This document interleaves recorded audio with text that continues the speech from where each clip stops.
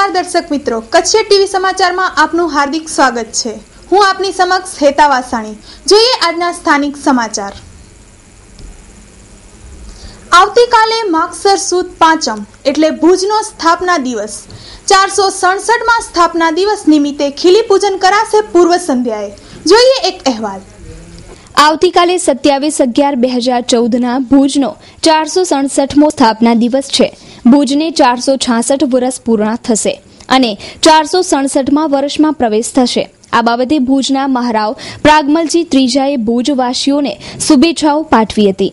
મુખ્ય બહુ ગૌરવ आहे કે पंहिंजो भुज शहर एतिरो जूनो थियो आहे अने भुज जा मिड़े नगरवासी खे आ मार्फते अभिनंदन पाठवां थो કે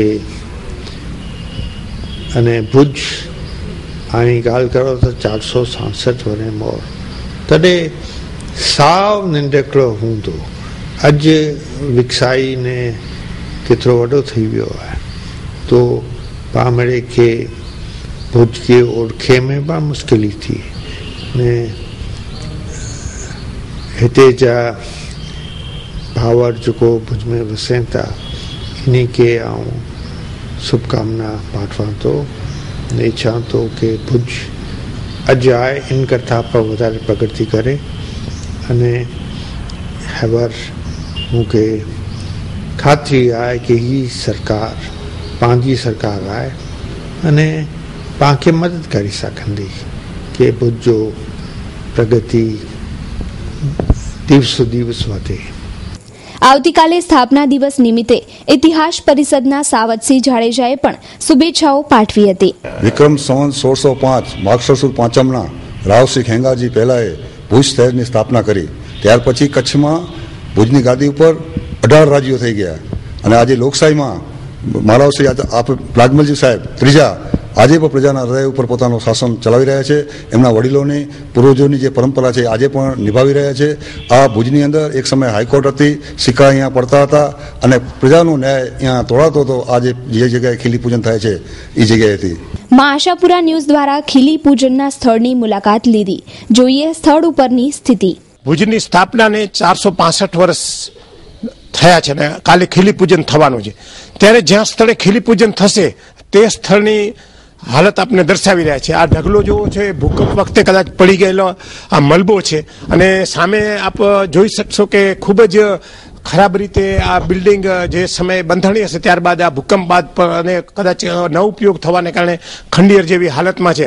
હવે જમણી બાજુ આપ જોઈ શકશો કે જે ઉપર પતરા છે અને જે આ એક ડાબી સાઈડમાં જે પિલોર છે એ ગમે ત્યારે પડી શકે એવી સ્થિતિમાં દેખાય છે।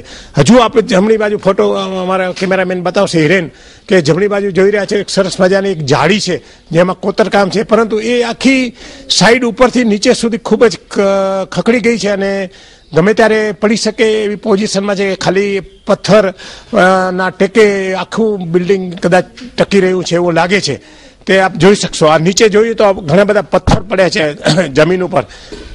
કદાચ ભૂકંપ હતો તો તેનાથી પહેલા આ બધા પથ્થરો કદાચ પડી ગયા હશે અને જે તે સમયે આ જે પાઇપલાઇન આપ જોઈ રહ્યા છો જે તે સમયે નાખવામાં આવી હશે પછી હવે ત્યાં હવે ખાલી પાઇપલાઇન તો સારી સ્થિતિમાં ટકી છે પરંતુ બિલ્ડિંગ ખૂબ જ જર્જરિત છે।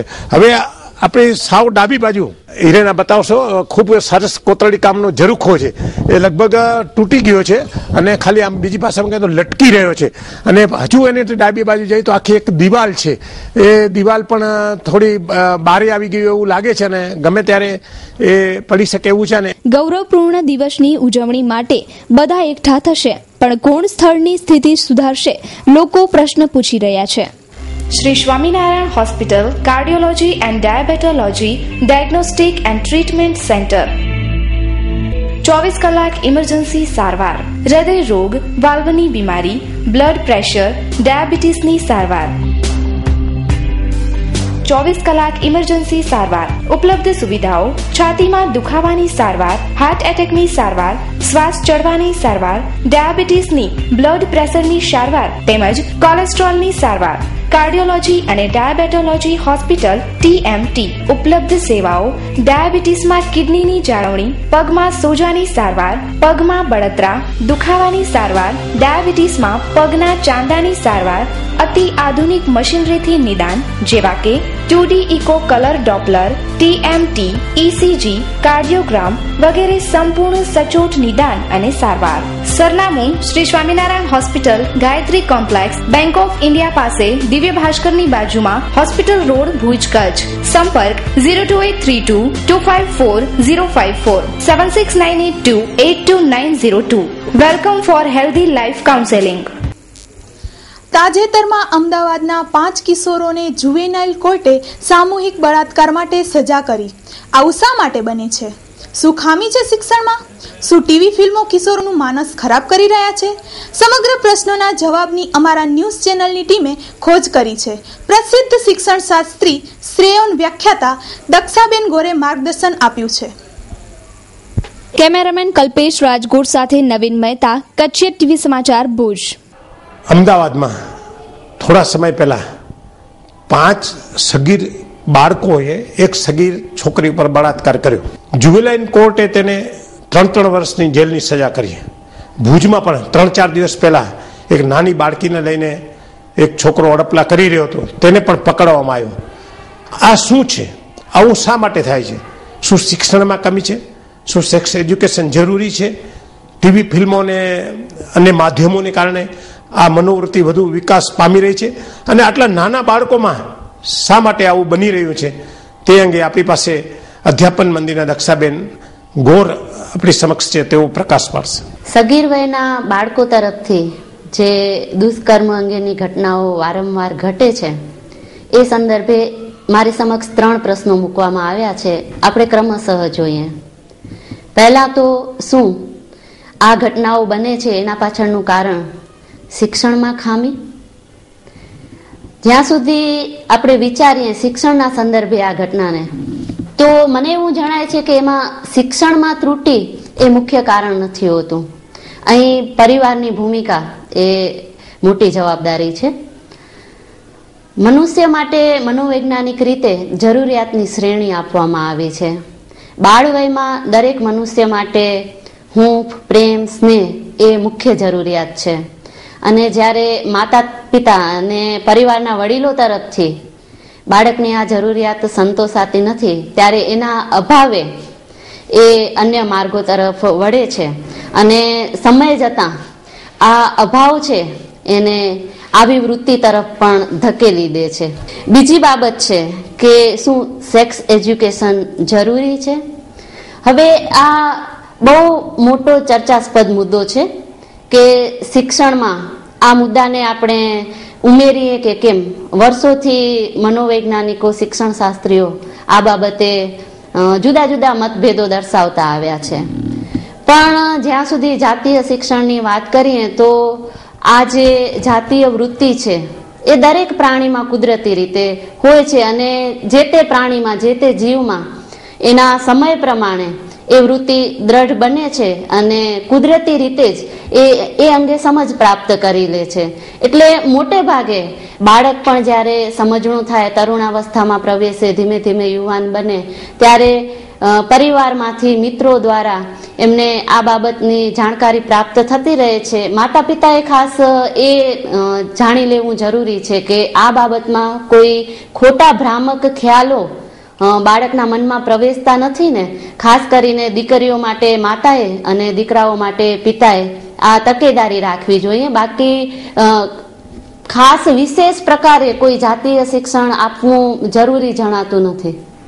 ટીવી, ફિલ્મો અને જુદા જુદા માધ્યમો એ કેટલી અસર કરે છે? તો બેશક કહી શકાય કે આની નેગેટિવ અસર છે એ બાળ માનસ પર પડે જ છે. અત્યારે જે ફિલ્મો આવે છે એ ચલચિત્રો પહેલાના જેટલા સ્વચ્છ નથી હોતા. સામાન્ય કોઈ પણ પિક્ચરનું આપણે ગીત જોતા હોઈએ, આખી સ્ટોરી આપણને ખ્યાલ ન હોય કે પિક્ચર જોવા ન બેસીએ તો પણ એ ગીતમાં પણ એવા દ્રશ્યો હોય છે કે જેનાથી બાળકની એ વૃત્તિ છે એ એના ઉંમરથી પહેલા ઉત્તેજિત થાય. ઉપરાંત આપણે જોતા હોઈએ છીએ કે બાળકો માટેના જે કાર્ટૂન્સ આવે છે, ચેનલો આવે છે, એમાં પણ નાના નાના બાળકોની આ જે વિજાતીય વૃત્તિ છે, એકબીજા પ્રત્યેનું આકર્ષણ છે, એના પરિણામે જે ઈર્ષ્યા, તેજોદેશ વગેરે બતાવે છે. તો બાળકમાં નાની ઉંમરથી જ્યારે કાર્ટૂન જોવા જેટલી ઉંમરનું હોય છે ત્યારે પણ આ વૃત્તિ અંગે ધીમે ધીમે સમજ અથવા તો કહો કે ગેરસમજ, ગેરમાન્યતાઓ પ્રવેશતી જ જાય છે. એટલે આ વિવિધ માધ્યમો છે, ફિલ્મો, ચેનલો, એ બેશક અસર કરે જ છે.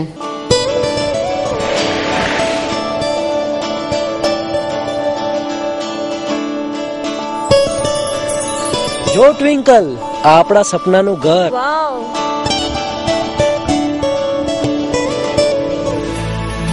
વાવ, Italian tiles, nice kitchen, wonderful room. Prem, great color combination na? જો ટ્વિંકલ, આ આપણો માસ્ટર બેડરૂમ. પ્રેમ, અહીંયા 1 BHK બી ઉપલબ્ધ છે? હા છે ને, ચાલ આપણે એ પણ જોવા જઈએ. ચાલ. ટ્વિંકલ, આ ઘરને તો સામાન્ય વર્ગના વ્યક્તિ પણ આસાનીથી ખરીદી શકે છે. આ બંને ઘરની કિંમત શું હશે પ્રેમ? એ માટે તો આપણે ઓધો હોમ્સની ઓફિસ જ જવું પડશે.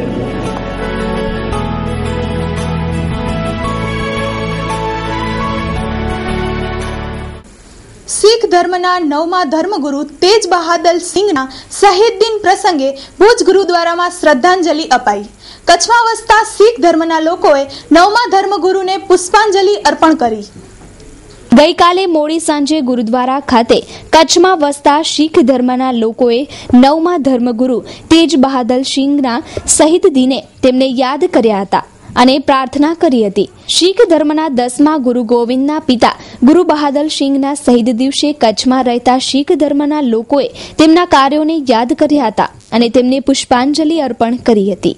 આજે શીખ ધર્મના 9મા ગુરુ સાહેબ શ્રી ગુરુ તેગ બહાદર સાહેબજી મહારાજ, જે 10મા ગુરુ શ્રી ગુરુ ગોવિંદસિંહ મહારાજના પિતા અને 6ઠા ગુરુ શ્રી ગુરુ હરગોબિંદ સાહેબજીના સુપુત્ર હતા.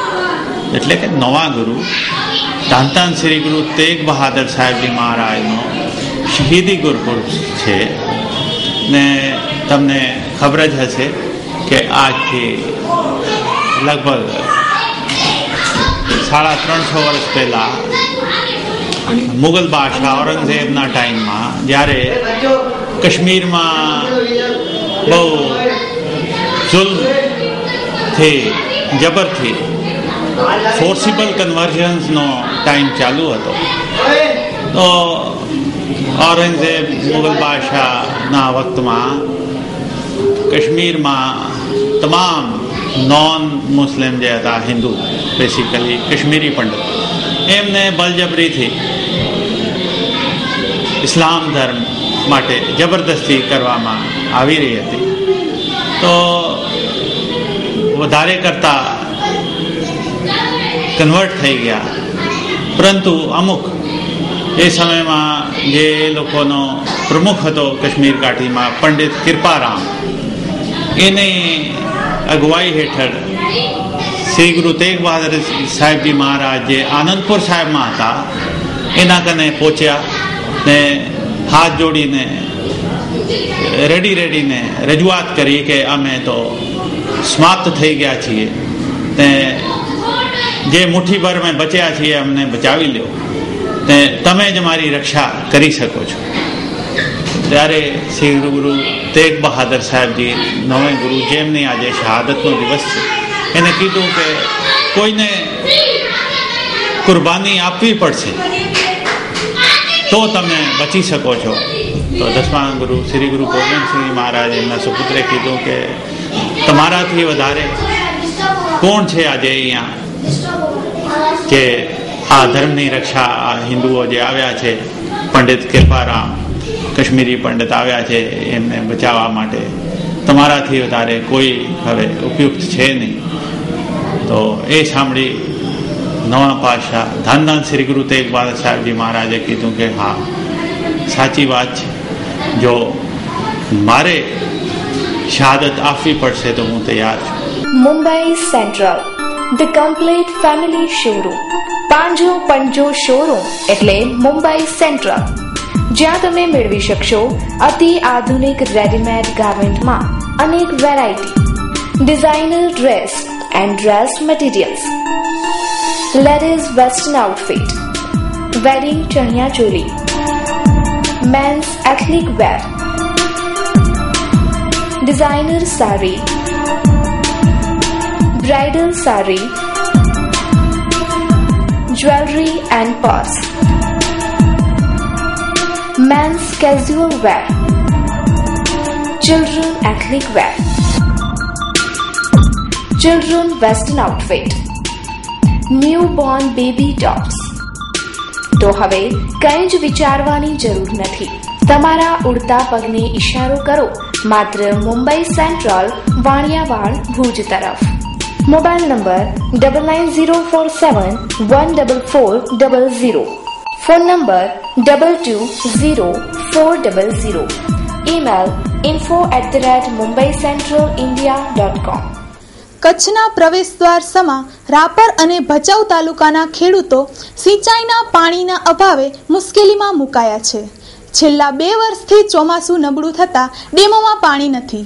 સરકારે ડિસેમ્બર સુધી નર્મદાનું પાણી પહોંચાડવાનો કોલ આપેલા, પરંતુ તેના પર પાણી ફરી વળ્યું છે. સરકાર દ્વારા અપાતા વાયદાઓ ક્યારેય સમયસર પૂરા ન થાય તેનું વધુ એક ઉદાહરણ જોવા મળ્યું છે. પૂર્વ કચ્છના રાપર અને ભચાઉ તાલુકામાં ડિસેમ્બરથી સિંચાઈનું પાણી ખેડૂતોને મળશે તેવો દાવો સરકારે કરેલો, પરંતુ આ વિસ્તારના ખેડૂતોએ ડિસેમ્બરમાં નર્મદાનું પાણી મળવાની આશા છોડી દીધી છે. કેમ કે કેનાલનું કામ જે રીતે બાકી છે તે જોતા ખેડૂતો ખફા છે. તો બીજી તરફ ડેમોમાં પણ પાણી સુકાઈ ગયા છે. નર્મદાના પાણીથી આ વિસ્તારના ડેમો ભરવાની પણ સરકાર દ્વારા મોટી વાતો કરાઈ છે.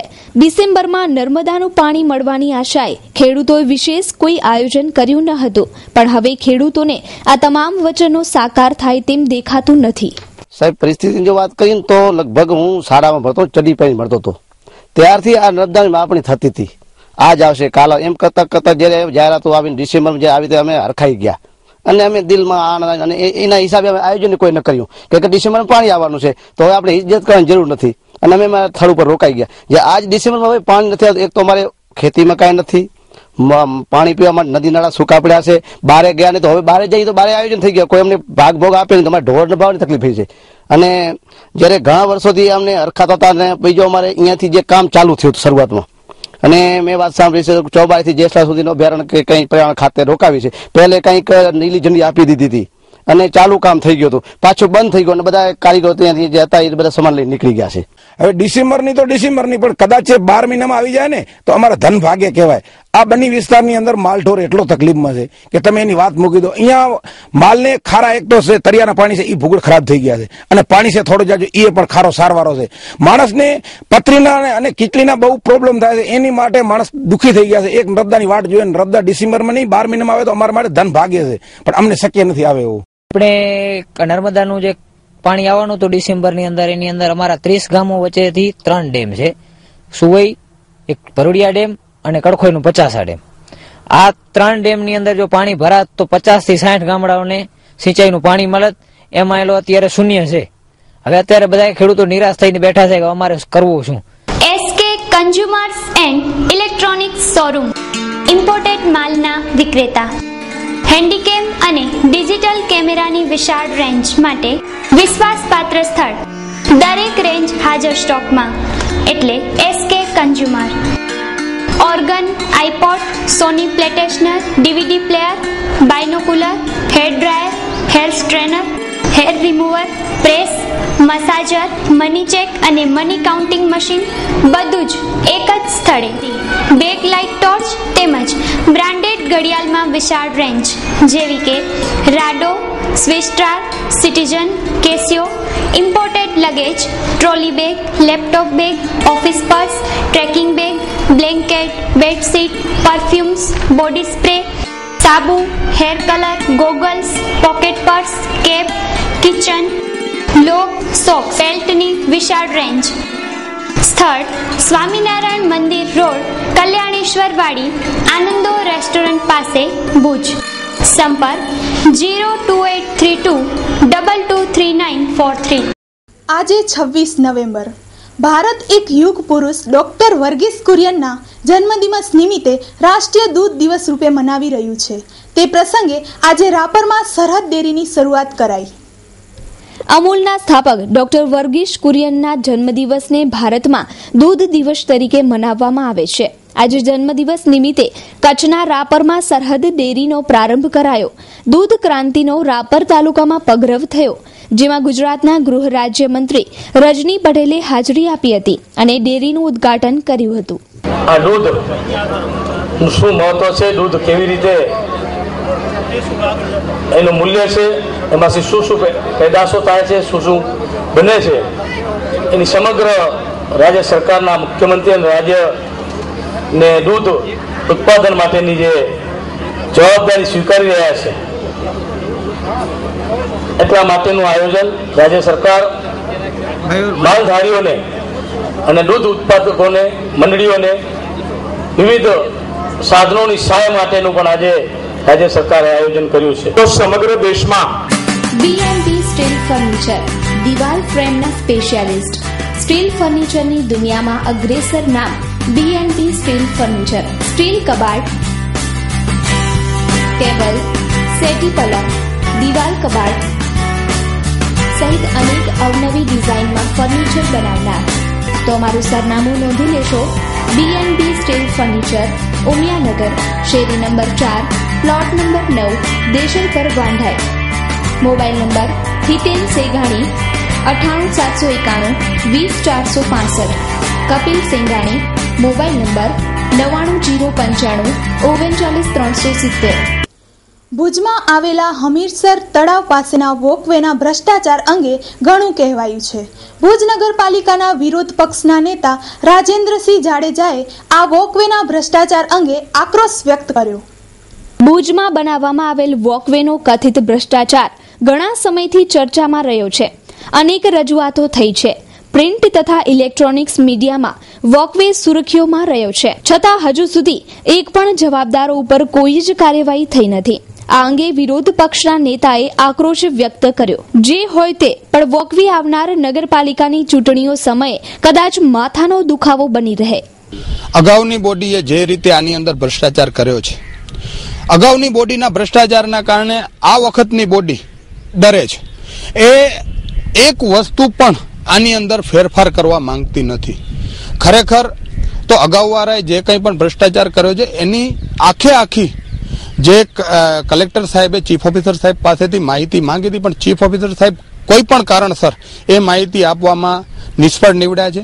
અને આ તંત્ર બધું જે ભારતીય જનતા પાર્ટીના પદાધિકારીઓ છે એ આ આખી ભ્રષ્ટાચારને ભીનું સંકેલવા માટે તંત્ર ઉપર દબાણ લીધું છે. મારું તો પહેલેથી પણ આ કહેવું છે, આજે પણ હું આ કહું છું કે આના વિરુદ્ધ કલેક્ટર સાહેબ કડકમાં કડક પગલાં લે એવી મારી માંગ છે. દર્શક મિત્રો, જોઈએ હવે ક્રાઇમ એન્ડ પનિશમેન્ટ.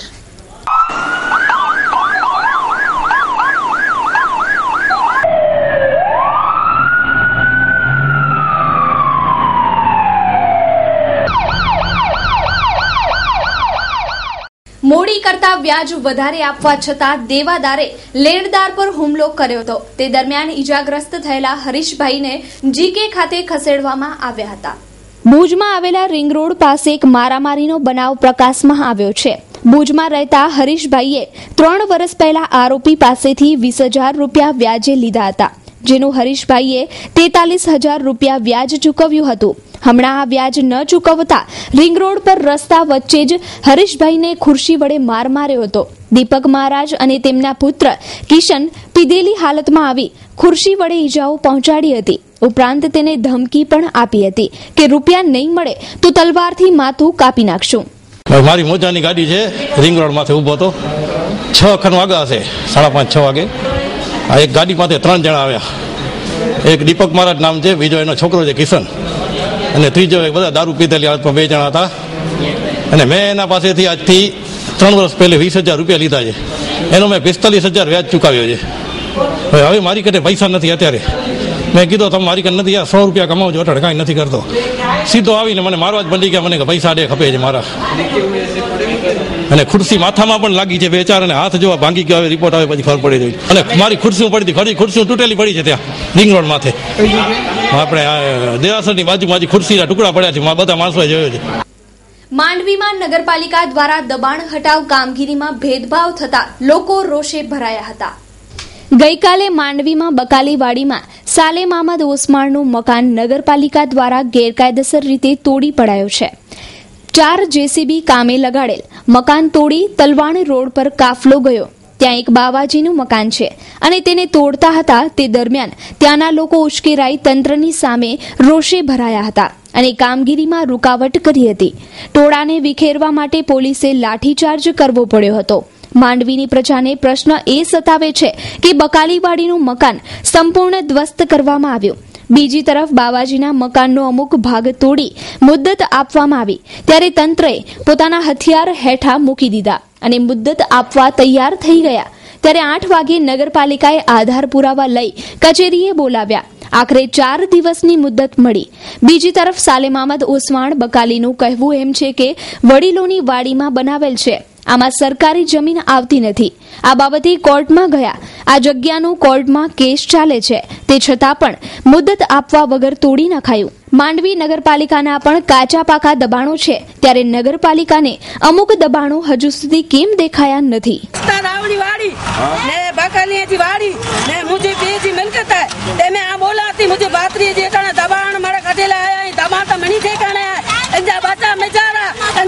छोकरी जो दार दागी नु मरे में जा रहा खत खाता असा जा में जा रहा ने असा के धार नता दिए जदा वने वकीला साले आज नता थिए एवरा समळे व्यावासी मणी ठेकाणे जो वकीला आज नतो थिए असाले करे को आज नतो थिए न नगर पालिका न को पण पुलिस मारे को पण को अधिकार नतो दे असा के साथ.